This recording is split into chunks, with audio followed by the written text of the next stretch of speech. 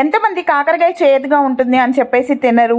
అలాంటి వాళ్ళైతే ఈ విధంగా ఒక్కసారి ట్రై చేయండి. ఇంకైతే టేస్ట్ అయితే చాలా బాగుంటుంది. ఇది కాకరకాయ నిలవ పచ్చడి. దీనికైతే మనం ఇక్కడ కేజీ కాకరకాయలు తీసుకుంటున్నాను. అందులో 1/2 కేజీ పచ్చడికి, అలాగే 1/2 కేజీ ఫ్రై చేసుకుంటున్నాను. ఇక్కడైతే 1/2 కేజీ వచ్చేసి మనకి ఇంకా మొత్తం అయితే నేను కలిపి కట్ చేసుకొని 1/2 కేజీ అనేది సపరేట్ చేసుకుంటాను. ఇవైతే సన్నగా కట్ చేసుకుంటే మనకి ఫ్రై అయితే బాగా అవుతాయి, డీప్ ఫ్రై చేస్తాం కాబట్టి.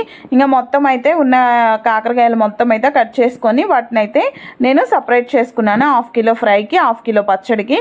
ఇంకైతే స్టవ్ వెలిగించుకొని బాండి పెట్టేసి అందులో మనం డీప్ ఫ్రైకి సరిపడా ఆయిల్ అయితే వేసుకోవాలి. ఇక్కడైతే మనం ఊరగాయ పచ్చడి అంటే నిలువ పచ్చడి చేస్తున్నాం కాబట్టి ఇది అనేది మనకి పల్లి నూనె యూస్ చేస్తేనే బాగుంటుంది. ఇంకైతే ఈ ఆయిల్ అనేది వేడెక్కేలోపు మనం అందులో చింతపండు గుజ్జు వేసుకుంటాము పచ్చడిలో. దానికోసం అయితే ప్రిపేర్ చేసుకుందాం.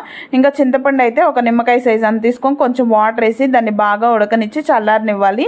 ఈ లోపు అయితే మనం ఈ కాకరకాయలు ఏవైతే ఉంటాయో అవన్నీ వేసేసి ఫ్రై చేసుకుందాం.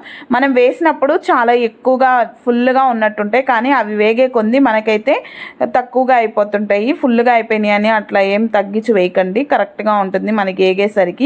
ఇంకైతే ఈ మొత్తం అయితే మనం వేయించుకోవాలి, బాగా ఫ్రై అయ్యేంత వరకు వేయించుకోవాలి. అప్పుడే మనకి పచ్చడి అనేది ఎక్కువ రోజులు నిలవ ఉంటుంది. ఈ పచ్చడి అయితే 1 మంత్ గ్యారంటీ నిలవ ఉంటుంది. ఇంకా ఈ మొత్తం కలర్ చేంజ్ అవుతున్నాయి చూడండి కొంచెం కొంచెంగా. ఇవైతే కలర్ చేంజ్ అయ్యేంత వరకు అయితే మనం వేయించుకోవాలి. మనకి బ్రౌన్ కలర్లో వచ్చేస్తాయి. ఆ బ్రౌన్ కలర్లో వచ్చేసినప్పుడు మనం తీసుకుంటే సరిపోతుంది. ఇంకైతే ఈ మొత్తం అయితే మనం తిప్పుకుంటూ ఫ్రై చేసుకోవాలి. ఒకవైపు మాడిపోయి ఒకవైపు కాలకుండా అట్లా ఉంటాయి. అందుకని చెప్పేసి మొత్తం అయితే కలుపుకుంటూ మనం ఫ్రై చేసుకోవాలి. ఇక్కడ చూడండి ఇంకైతే మనకి కలర్ అనేది పూర్తిగా కొంచెం కొంచెంగా చేంజ్ అవుతూ ఉంది. ఇవి రెడీ అయ్యేలోపు మనం మెంతులు కూడా, అలాగే నేనైతే వీడియో తీయలేదు, ఇంకా మెంతులు ఆవాలు వేసుకొని కొంచెం వేడి చేసుకొని పొడి అయితే చేసుకోవాలి. ఇంక ఇక్కడైతే కలర్ మొత్తం అయితే చేంజ్ అయిపోయింది.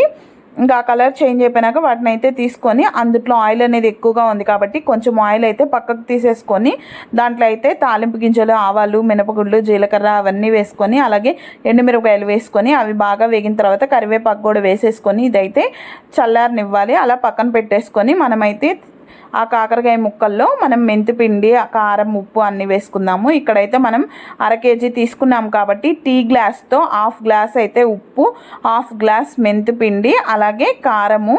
ఈ కారం అయితే ఊరు నుంచి తెచ్చుకుంటాను నేను ఎప్పుడు వచ్చేటప్పుడు. కారం కూడా మంచి స్పైసీగా ఉంటుంది, అలాగే కారం కూడా మంచి కలర్గా ఉంటుంది.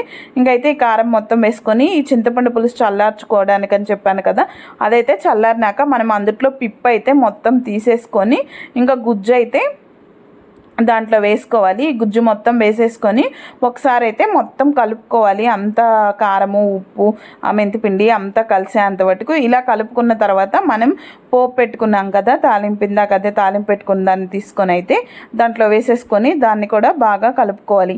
ఈ విధంగా పచ్చడి అనేది మీరు కూడా ఒకసారి ట్రై చేయండి. టేస్ట్ అయితే చాలా బాగుంటుంది. ఈ వీడియో కానీ నచ్చినట్లయితే ప్లీజ్ సబ్స్క్రైబ్.